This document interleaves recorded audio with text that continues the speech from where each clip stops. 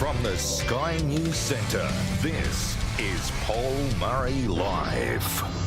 G'day, happy Easter. The start of your long weekend, it begins right now. Let's get into a big Paul Murray Live. But before we do anything else, in the spirit of people starting to spend some time with their families, particularly people of the Christian faith, a big weekend for them, let's just look back and celebrate something that has happened in the little community of Paul Murray Live and Sky News in general. As you know, the Lord Mayor of Melbourne has decided that she will not be recontesting the next election. Sally Capp has been the Lord Mayor of Melbourne for the best part of 6 years. Her deputy for those 6 years has been none other than our friend Nicholas Rees. Now, Nicholas, of course, well known to all of us, and with the Lord Mayor stepping away in June officially, guess who becomes the next Lord Mayor of Melbourne? The man who's famous for backing in Movember, the man with the metal straws, the man who fires up and is so fearless for his causes each and every week here.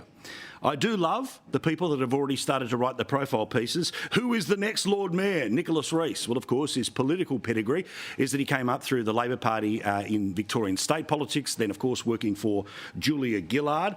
But I think we all know what he's most famous for, and it's duking it out here. We have had him on this show for, well, almost as long as we've had a show, which has been a beautiful and the best run of my life here. We disagree on everything every week, but I've got to say, he is a man who is true to what he believes in, is fine to step up for the fight, but doesn't hold grudges after it. There's not, weeks and weeks of aggro after big fire-ups. He's a bloke who is, of course, committed to his family, committed to his community, and we wish him nothing but the best as the Mayor of Melbourne. Obviously, I hope he gets elected in October, because if nothing else, if all Paul Murray Live viewers just can get a little sticker on their car to park for free wherever they want in Melbourne, that sounds like a deal, doesn't it, Mr. Mayor? Congratulations to Nick and, of course, all of his family. Now, let's talk about how the Prime Minister, we know, is in a world of pain, but the world is now starting to get a little frustrated with him on the left. His traditional faction, which would do nothing but cheer him on, give him high fives. Well, we know it's been a terrible week. An emblematic week of a government that we have been critical of, yes, since day one, because we knew what was going to happen. While everyone else was cheering them on in the first year, we knew what was going to happen. As they moved their way towards the second year, well, now people are starting to see the reality of what we warned of a couple of years ago. But it is the way that it is. This week we saw an immigration minister who could perform on television but couldn't answer questions in a corridor. In fact, literally ran away, as you can see, at pace. I've got a meeting, sorry, no time to talk to anyone, before eventually she gets to the stairs and the cameras can't follow her. That was the nonsense this week. This week, of course, 49% of people said that they disapprove of the job the Prime Minister is currently doing, and that polling does not come from a right-wing source. As you can see, the Prime Minister's ratings in the positives are going down and the negatives are going up, and it is the undecideds that are joining those who think the Prime Minister is not in the right place right now. News poll at the start of the week, well, it confirmed that the distraction of the too little too late tax cuts, which of course don't even arrive until July, well, the media was able to have a slight reprieve, but now we're looking down the barrel of a minority government. One that Labor people say, well, it's not going to matter, because we can manage it. We managed it last time, but just how big that minority is going to be, well, it is all affected by third-party politics. As we saw in Tasmania, you're in a scenario where you don't need one or two, you need more to be able to hold a government together. And most likely, if the polling was the case now, the government would go from its current number down to 73 seats, meaning they would need at least 3 people on the crossbench to be able to hold the government together. Now, we've shown you before that the 3 most likely, the least likely to cause trouble as well, would be Rebecca Sharkey. She would go with the party with the most number of seats. Helen Haines, she would go with the party that introduced, of course, the Corruption Commission, which, by the way, exists, but what is it doing? And the other, of course, is Andrew Wilkie from Tasmania. Presumably, there's some relationship that's still there between Bob Katter and Anthony Albanese, so he thinks that it doesn't matter whether they go into minority, but if they go deeper and deeper into minority, they start to trigger the Teals, they start to get into the Greens, and then we know that the crossbench tail will wag the dog, and Australians most likely will not like that for the following 3 years. But the left is already starting to chant that they want minority government now because they don't like the majority government that exists now, because it can come up with the legislation like what it did this week, when it came to people who don't want to return to their homelands after being refused citizenship here, ruled not to be refugees over and over again. Well, again, left-wing media and political sites saying bring on minority government because the government wouldn't be allowed to get away with things like this. The reality for the Prime Minister, no matter how much his media cadre wish to protect him, is that cost of living remains the number one issue in the country. At the start of the year, an extreme majority of Australians believed that the government had not done enough. That number has not been checked since the too little too late tax cuts, but I bet $14 a week is not going to be enough for anyone to believe that this government is understanding the reality of what life is like. Now, for them, they're running budget surpluses. They're able to do that because of, among other things, the mining industry. But there are millions of people in Australia who have less than $1,000 in the bank. In fact, the majority of those millions of people have less than $250 in the bank, which means there is no room to move. There's no more money for the increasing costs of everything. And as the inflation figures showed us this week, that while the headline number is all one story, the reality of everything from your insurance premiums on your car, your boat, your house, continue to increase, as well as the cost of rent, let alone alcohol and tobacco, if that's the way that you try to make it through life. For millions of people trying to pay off a home, they have to find anywhere between $15,000 and $30,000 extra since this bloke became the Prime Minister and Grim Jim became the Treasurer, because that's how high the financial impact is of a dozen interest rate rises. Interest rate rises that we were all being told was a chance of coming down sooner rather than later. Well, the ANZ banks come out today and said forget about it for this year. In fact, their chief executive says, I wouldn't be surprised if the rate cuts were in the first half, that being of next year, not this year. I don't want to be doomsday, but you can't rule out the next move will be an increase. It's not a zero chance. It's not likely, but not impossible. Yes, I'm going to talk about petrol. As people go into the Easter long weekend, where, of course, prices always spike because it's a public holiday weekend for millions of people around the country, but for the everyday use of petrol in this country, it should be cheaper because the government should be willing to say, OK, we've got a surplus, which means we've got more money than we know how to spend, and they know how to spend, believe it or not. Remember, this government's increased to a record percentage in the budget. More than anything else, of course, is welfare. Yet any plans to cut the petrol tax when they became the government at 23 cents in the dollar, currently 49 cents in the dollar. No. There's no way. No way. No. No. No. But another little issue which was building up for the Prime Minister, the bloke who, of course, was Airbus Albo because of the amount of time he was spending on the private jet that apparently affectionately calls Toto One, named after, the dog that everyone loves. And remember, he's got a dog, so therefore you should love him. Did he tell you he grew up in a single-parent household and housing commission?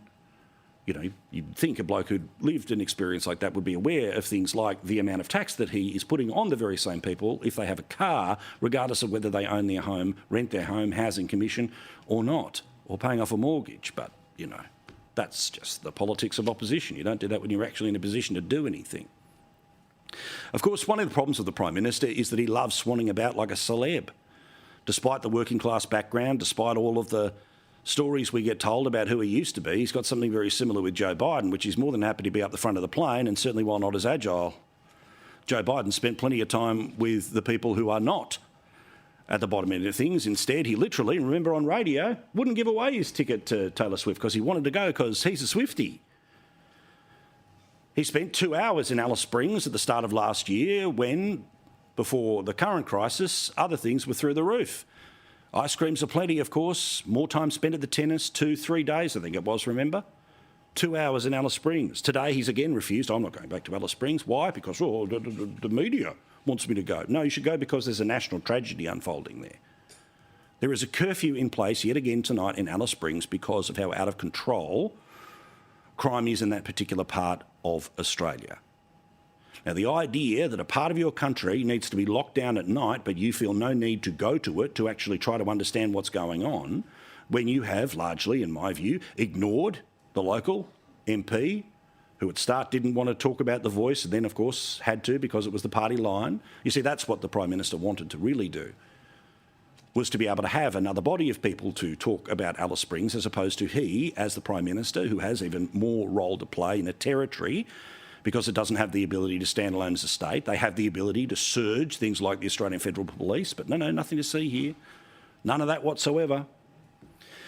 Well, you know my view, you know your view, and you know the lived experience. You know that people have changed their mind about this bloke.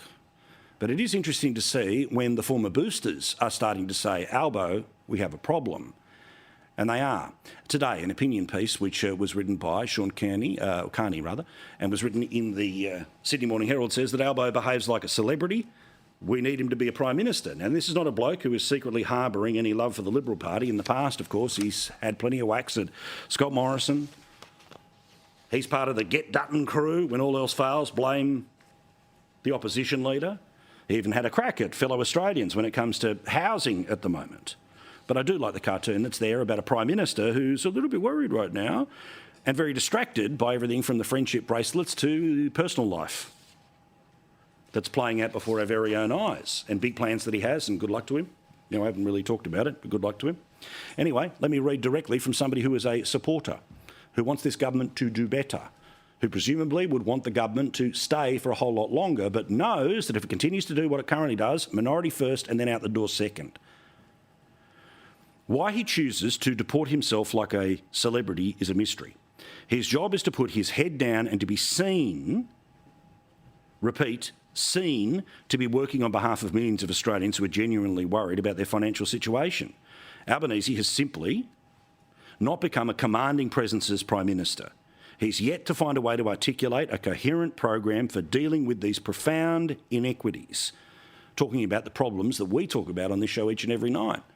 Now, it'd be very easy for us to pull up the drawbridge and not talk about the immense issues, including record homelessness. It's not a fun thing to talk about, but we talk about it on this show. We talk about the fact that there are so many people with no money in the bank. They have no further margin to squeeze. Yet, of course, Albo and his mates got the biggest pay rise in 10 years. The Labor caucus these days is hardly a hotbed of vigorous discussion, let alone dissent, but a few of its members would do well to check the cupboard, locate the alarm and sound it. Now, this is coming from friendly sources, and they want far greater success for people like Claire O'Neill, Andrew Giles, Chris Bowen, Jim Chalmers, Linda Burney, Annika Wells, Tony Burke, than you and I do, because the longer they remain in power, the more damage they are going to do to the country. But also, I'm realistic. I have always told you that the most likely outcome of the next election is if this government remains in trouble, they go into minority. How they manage minority will determine whether or not they go completely out the back door at the election after that, but let's not start making predictions about 2028. Let's deal with the reality of people's lives in 2024. Because in 2023, the government decided that at a time when people were being crushed by cost of living to take $1,500 out of financial circulation. 10 million people lost an automatic tax return that was given to them, yes, to get through the pandemic. Yes, both sides of politics argued that this would end after the last election. But just as I have vigorously argued to this Prime Minister, I would have to the former Prime Minister to keep the $1,500. Because the same people who tell us about how many people don't have even $200 in the bank, they're the people that tell us that there's a huge number of Australians who rely on their tax return to be able to pay big bills. We tell you every night that personal debt, credit card debt, it is all continuing to rise.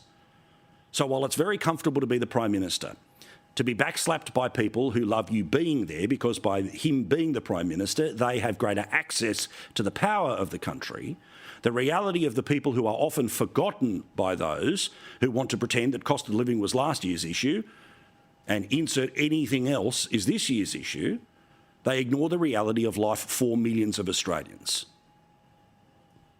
The cost of living inquiry, which was done by the Senate, never forget, had people give evidence that they live in their car and the best thing that they can get from charitable organisations is a block of ice, because it'll keep what food they have cold and then it, of course, melts and becomes the water they can drink after they get home from work. In this country right now, almost 1 million people have more than one job. Surveys this week suggested that many more are looking for a second job. Yet today we learn that job vacancies, well, they are starting to dry up. Now again, this is all common sense, but more importantly than common sense, it's common decency. There seems to be no urgency to change the circumstances of the vast majority of Australians who are really hurting. We will continue talking, we will continue focusing, and if you've got stories, please send them to us. But while this government pats itself on the back in an energy transition that means the promise of $275 being cut from power bills has actually been replaced by power bill increases of up to $1,000, the data is clear about the lies that were told at the last election. Governments should be held accountable to that, from the left, from the right, from the partisan and from the passerby. This Prime Minister has a glass jaw. As you saw this week, he was inventing a conspiracy theory that apparently the only place Peter Dutton goes is into the Sky News studio every Wednesday night for a regular appearance. That doesn't happen. That's not true. Because this Prime Minister thinks that what is said on this program and at this time of night on this channel is the sorts of things that undermine the greatness of his Prime Ministership, that we're just making stuff up, which is why I present the data to you. I tell you what the source is for the information. Yes, there's opinion around it, but you see the data. More importantly, you're living it. You know family members that are living it. And while the bloke who wrote in the Herald today would like the Prime Minister to seem a bit better, I'd like him to be better. But I don't think that's happening anytime soon or even into the middle future. As we learned today, where $1 billion of taxpayer money goes. Did it go to Food Bank because 3.7 million Australians weren't able to put food on the table? No, of course not. Remember, $40 million is being put into public advertising to sell the too little too late tax cuts. About a third of that is going to be given to places like Food Bank. And the Prime Minister was out and about today making announcements in and around trying to get more solar panels made in Australia. Now, the company that was presented today as being a potential recipient is somebody who's got some pretty big backers in Mike Cannon-Brookes, and I don't know whether it's current, but certainly in the past, people like the former Prime Minister Malcolm Turnbull. Good friends to have, good political connections to have, because apparently now $1 billion is going to be poured into the manufacturing of such things. The company I'm talking about is one called SunDrive. I have no belief in anything other than I'm sure it's a good company, and no doubt if it gets more funding and if it can make millions of solar panels, it'll end up making more money. But here is what the boss of that company said they're going to do with some of the money that they got today from you.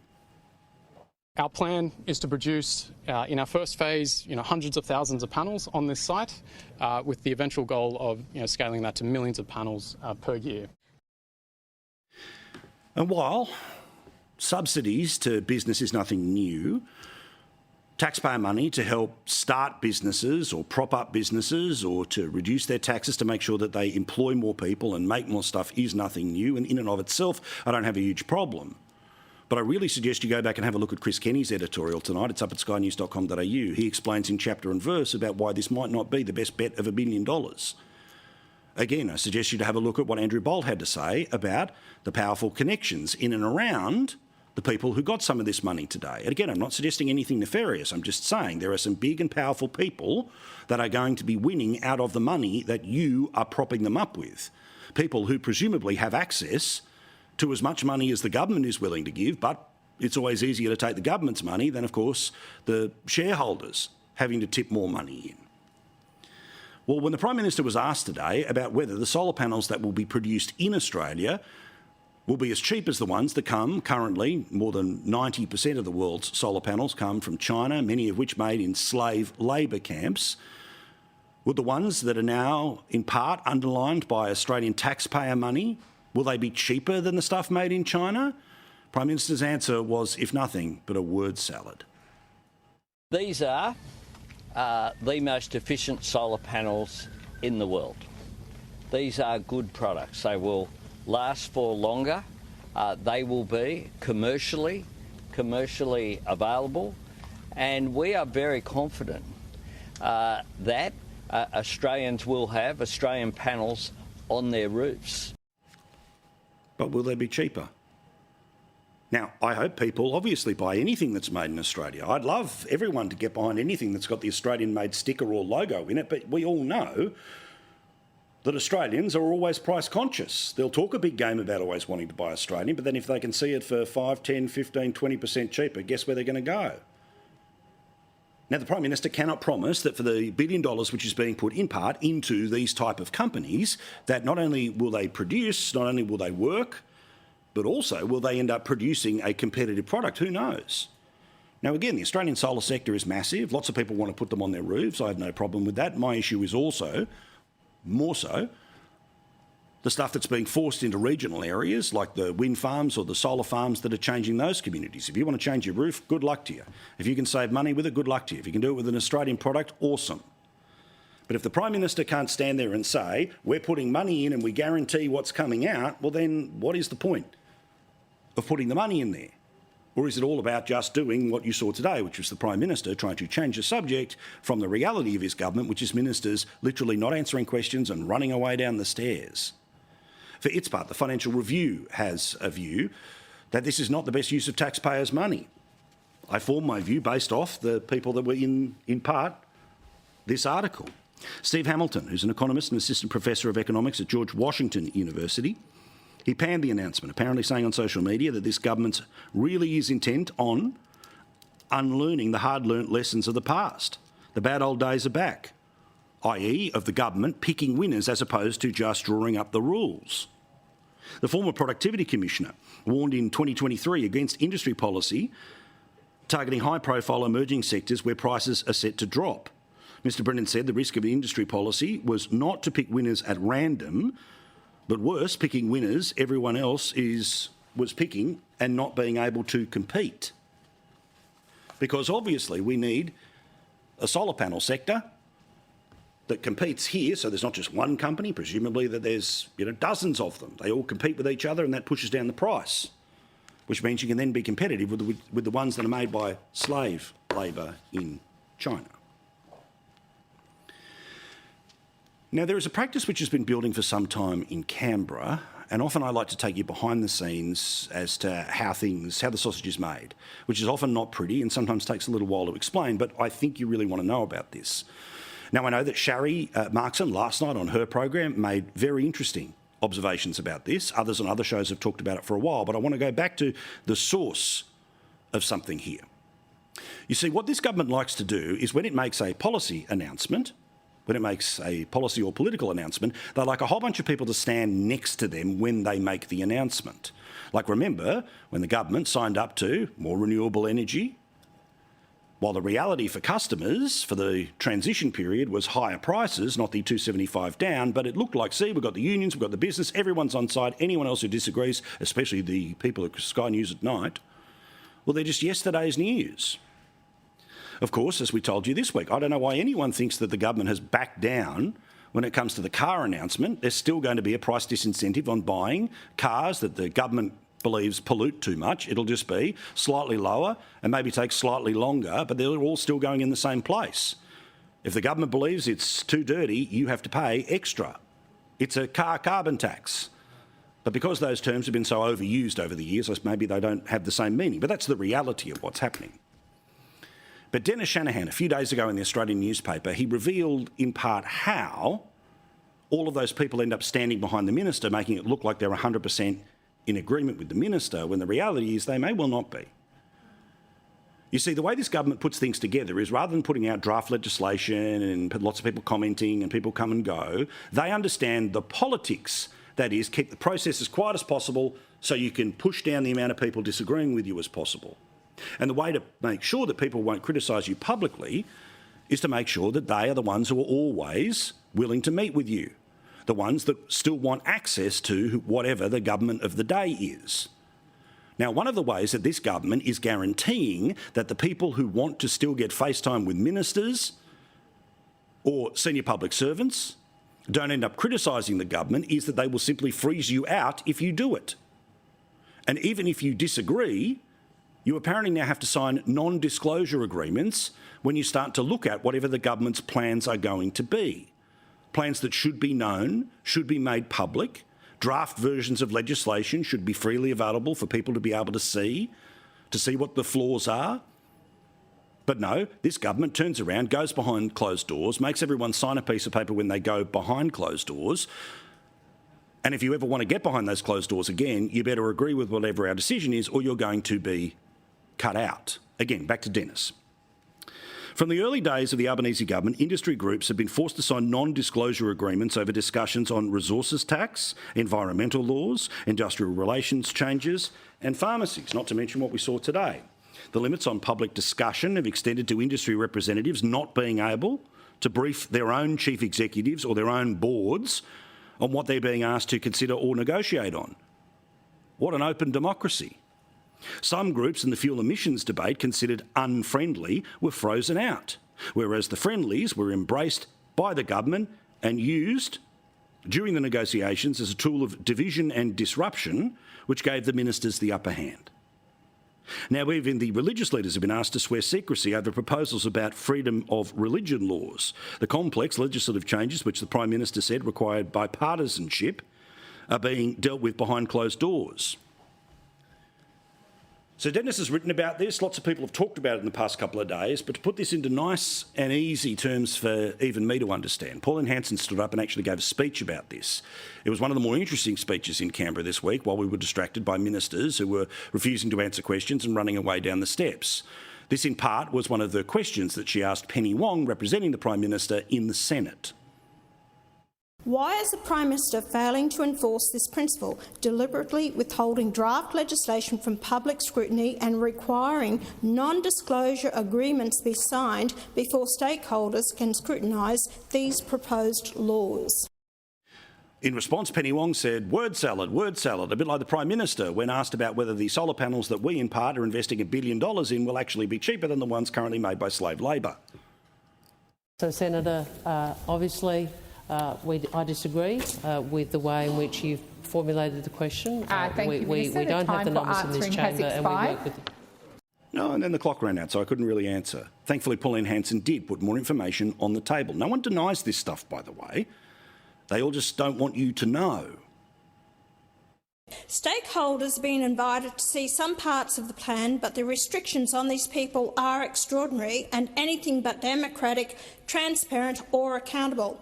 Before they're allowed to even enter the room, they must sign a large confidentiality agreement with heavy penalties, which stops them from discussing the plan's contents or even going into the room in the first place.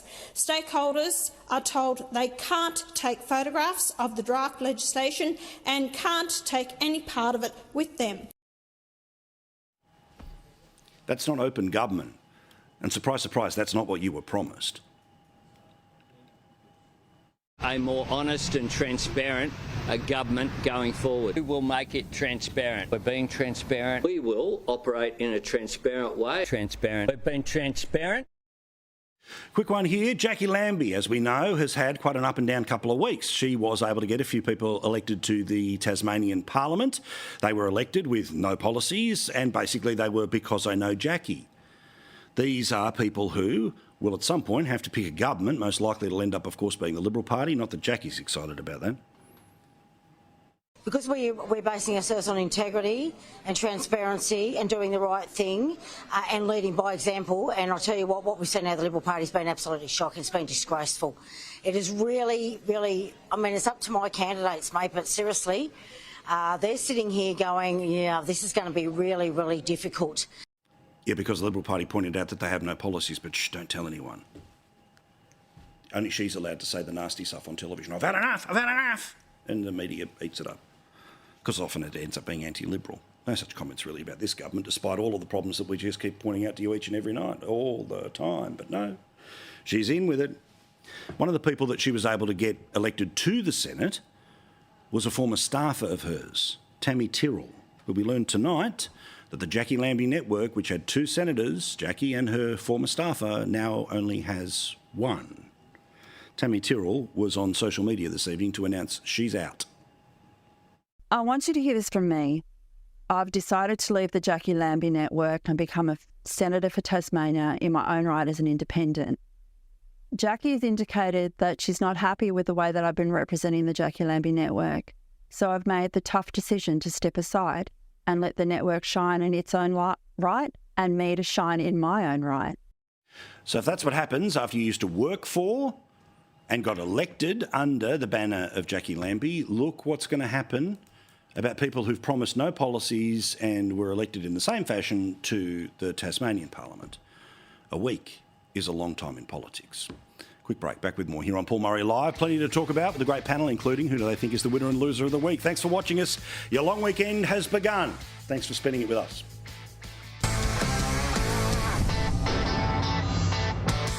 Okay, big debate ahead this evening. Michael Kroger joins us in Melbourne, of course, the former Liberal Party president and our dear friend. Plenty to talk about here, along with the wonderful Joe Hildebrand. Hello, sir. Who's just mind melding with the Prime Minister right now. I am. Just receiving my instructions, if you wouldn't mind just being quiet for a second. And Kristen Abram is a libertarian, so she's already my favourite on the panel. All right, thank you very much, one and all. I do appreciate it. All right, so Sharri Markson's exclusive top of her show is that Mike Pezzullo, the former Home Affairs Secretary, may well be about to lose his honour, one of the OAMs. Now, the process, I'm not entirely sure how far down the line the process is, but the reality is that it's ultimately up to the Governor-General to decide whether or not the award should be stripped. Now, obviously, Mike Pezzullo has not been found guilty of anything, not been charged with anything, not going near anything. Instead, of course, his career with the public service came to an end after a whole bunch of investigations about basically being too close to a political figure and getting too political.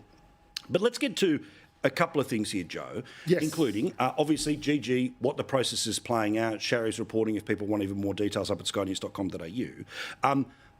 But let's be careful here about whether we're stripping people of their awards for how their careers end as opposed to what they did with their career. Now, if it is criminal, absolutely. Yep, absolutely. But if it becomes, a political threshold as to why people lose these honours, well, we can all go through and start to pull some names off the list. Well, you can still be a parliamentarian and have a seat in the highest chamber of the land and hold the power of executive government. If you've done anything less than something that is imprisonable by a jail term of a year. A year, I think it is. Maybe they've up to two. No, I remember the old Tomo. And so the idea that you can be accused of something, a criminal offence, but you go to jail for 11 months and 29 days and still be fit to be a minister or an MP. But if you send a few sort of late night texts, you don't even get to have a couple of letters after your name. Yeah. That seems pretty passing strange to me. And I would say, I wrote a piece about this at the time, I find it, I reckon, firstly, if anyone went through anyone who's half interesting, who has gotten anywhere in life and who has a personality, you would find text messages like that and far, far, far more and far, far, far worse, probably. Bullish, colourful. And so... Forthright conversation. And so I just kind of think there, but for the grace of God. Yeah. And I'm much more interested in, whether all the people he said were hopeless or, F-wits or whatever it was. I want to know, were they or not? Come on, let's get to don't play the man, play the ball. Well, and dare I say, about some of the stuff that's happening in Home Affairs, certainly things ran, in my view, a little bit better when he was in charge, as opposed to the current nonsense with the ministers running away, running down the steps. Michael, again, whatever the precedent here is, and I get it, for the extreme majority of people, it's not going to affect them. Well, for anyone, bar Mike Pezzullo, it doesn't affect them. But now, I don't know where the complaint starts. I don't know how far down the tube it is, but the final decision is the Governor-General's. And if it is a person who's been found criminally liable of something, then great, get rid of the little golden pin. But other than that, sorry. No one's suggesting there's anything of the sort. I mean, we know why he stood down. They thought he was too close to the opposition and he made some comments about ministers and blah, blah, blah. Which even offended some of our people. To strip him of an honour for that? I mean, for goodness sake, that would make a joke of the whole system. And I'm sure the Governor-General is going to sit there at Yarralumna and say to whoever's his aide-de-camp is, don't ask me to sign this, send it back to the Council of the Order of Australia and tell them to get on their high horse. That would be preposterous if he was stripped of that honour for what he allegedly did, for goodness sake. Yeah, well, for mine, I think these awards should be absolutely tightened for people that get them in relation to their job. For the people that are great volunteers, that's what the extreme majority should be. That should be the focus, as opposed to service to political parties, service to... service to his own prime ministership. Yeah, well, correct. And, wait till Palaszczuk's going to get hers. That's right. Service to his own political ambition. Yeah, correct.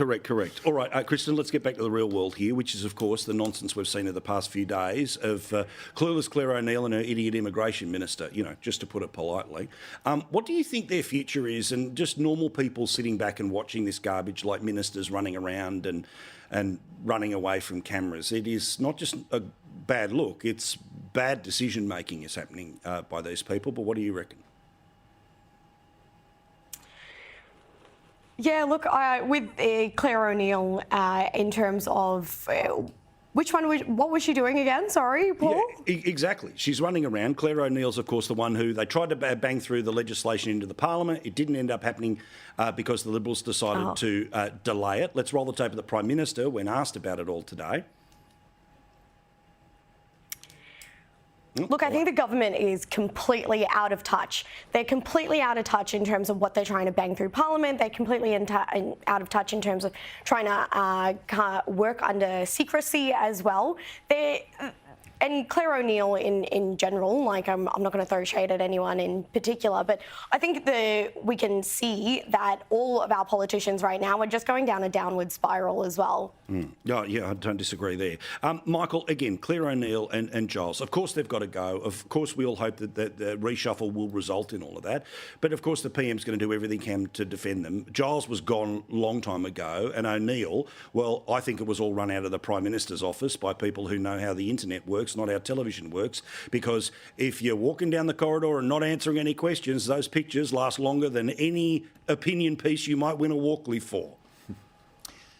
Mate, they absolutely do. And look, the problem Melbourne has got is this. The public, no matter what he thinks, and there are factional issues and all of that, which makes it difficult for him to move them. He doesn't want to move them because he would think, well, that's an admission that they were hopeless. It's better to keep them there and pretend they don't exist. But they do exist. And the problem he's got is that the public have lost any confidence in them whatsoever. Unfortunately for Giles, he's a terrible media performer. He looks like a scared rabbit in the Parliament and at media conferences. I mean, the camera, some people the camera likes and some it doesn't like. His appearance is just as a forlorn, nervous, performer. He's terrible in the media. He gives he breathes Joe's laughing because he agrees. He oozes incompetence. It's just a terrible thing. But he's a terrible performer, and you look at him, you think, and O'Neill, who's a better performer, but clearly not up to the job. I mean, I'd simply say this to Albo: you have two ministers there who would be in the Hall of Fame of the Whitlam government's worst ministers. And Gough had a lot of shockers, and unfortunately, O'Neill and Giles would be up there with Rex Connor and Al Grasby and Jim Cairns. They're in that league. They're in that league. That's cold. I mean, Joe, as you know, there are the people like us, and I keep talking about this metaphor, but it's like we count the grains of sand on a beach, right? About the details of all of the who and what and the how and what happened in Parliament, what happened 2 weeks ago, and what really meant this, that, and the other.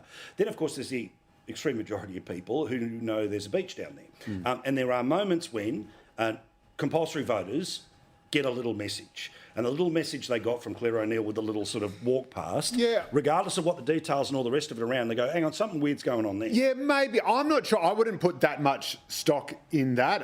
Claire O'Neill, I think, has been by far the stronger performer. And unlike Andrew Giles, there's a lot of good things she's done. She came out of the blocks very early saying she wanted to overhaul the migration system, tighten it up so it was completely focused on... So she could claim it was broken and blame Peter Dutton. But this is something that previous governments had also tried to do. It's something Malcolm Turnbull tried to do. I mean, you had people coming on skills visas for, what are you? I'm a Thai masseuse. I need my skills. And then being used for sex workers. This is what unions were telling me they were concerned about. All other sorts of things. Businesses had to advertise for sex. So say, hey, does anyone have a thing? Oh, no, sorry, we're going to have to bring someone in on a 457. But back to this week. I think Claire O'Neill is smart. I am surprised that she has let this fester for as long as it has. My only explanation, and I do not know this for a fact, but I do know that the only time I've ever seen Andrew Giles' name in the newspapers has been associated with some disaster or another, whether it was the fundraising stuff he was doing for Dan Andrews, whether it's the complete shambles of this thing. Unlike Claire O'Neill, who seems genuinely appreciative of the problem and is not making any apologies for it. You see Andrew Giles responding with a much more sort of left-wing style or leftist style defence of it. That's, it's the system and there's nothing really we can do because the system's doing all these things and we're just part of the system, man, so there's nothing we can do. My prediction, he will end up remaining as the Minister for Multicultural Affairs so he can continue to do that stuff. The immigration stuff will end up going somewhere else. If it ends up still with Claire, though, wow. Kristen, you mentioned before about government secrecy, and again, a few people over a few nights have been talking about these NDAs. I've been talking to people who were in and around government for a while. I go, well, hang on, does this happen a lot? And they say, yeah, sometimes kind of national security, but most of the time not.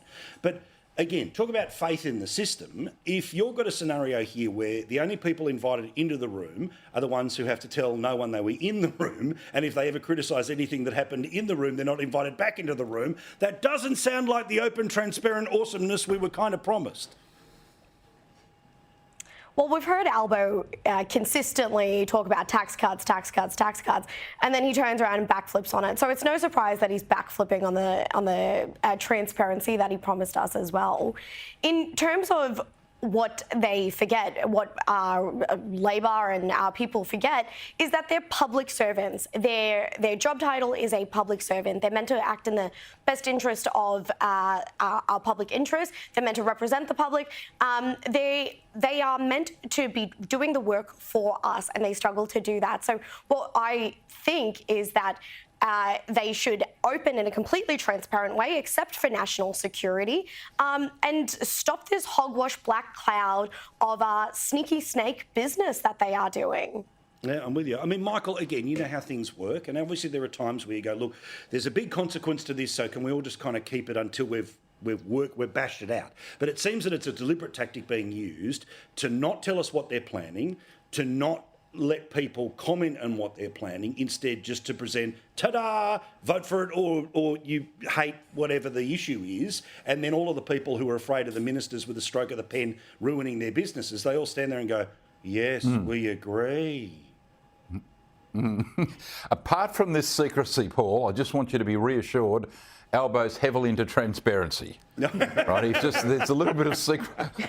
He believes very strongly. Oh. It's like that Yes Minister episode where they were all, the 24 men were around the cabinet table and they're all saying, but we think women should be in the cabinet, definitely. Just not defence. No. Just not foreign affairs. No.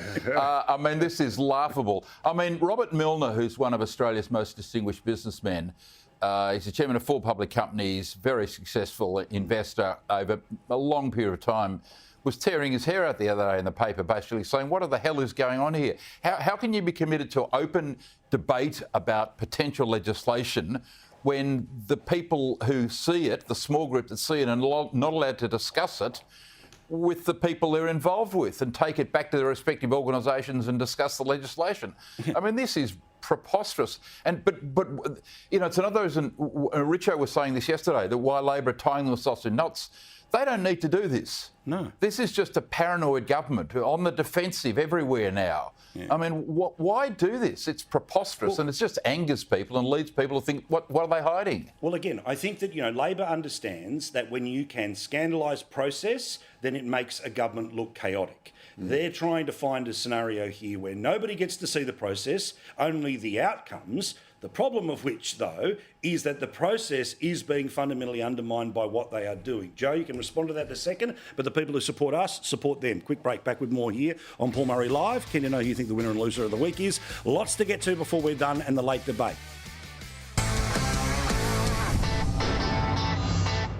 Thank you very much for watching. Libertarian Christy Abram is with us, as well as kind of no, he's not. He's left. No, he's a good guy. Joe Hildebrand. No one knows. Right? That's right. Who knows? Who knows? But we all know where. I'm a freedom-loving lefty. Get your head around that, eh, kids? And none other than the great Michael Kroger. All right, winners and losers in a second. So let's go quick on a couple of issues before we're done.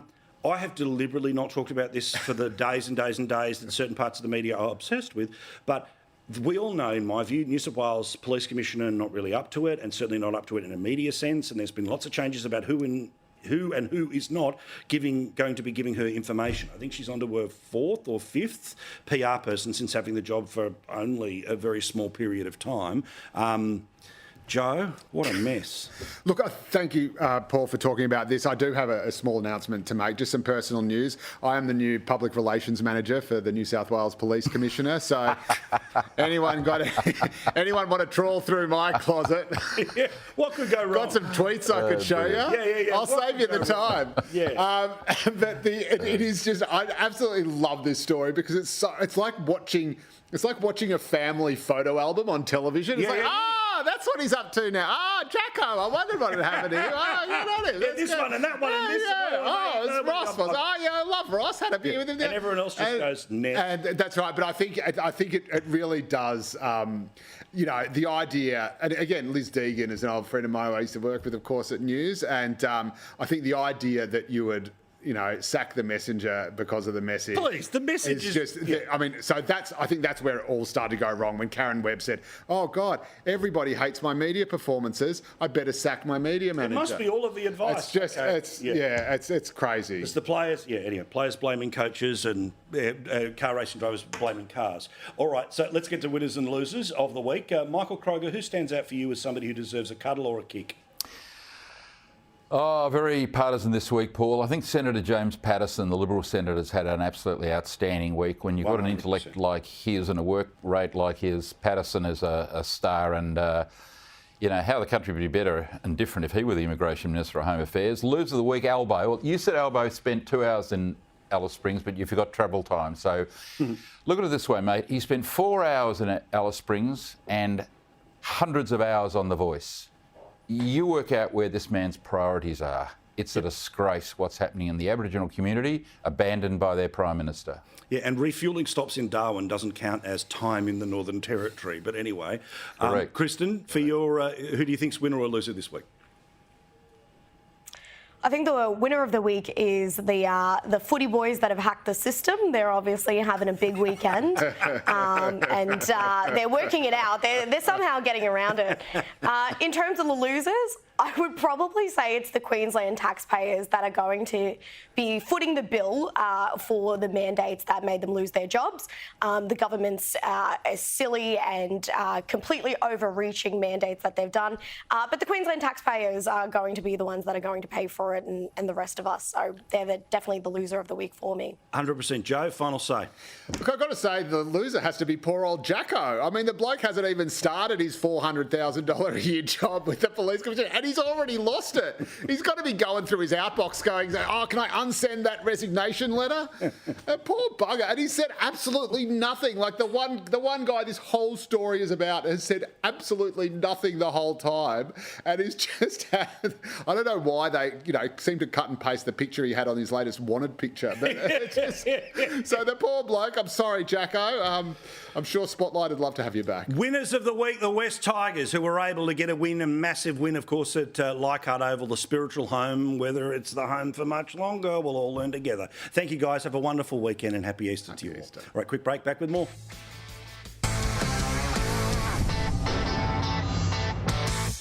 All right, stupid one before we finish. Have a look at this photo, and a lady claimed that she saw this thing on the side of the road and she saved it, and it was a hedgehog, right?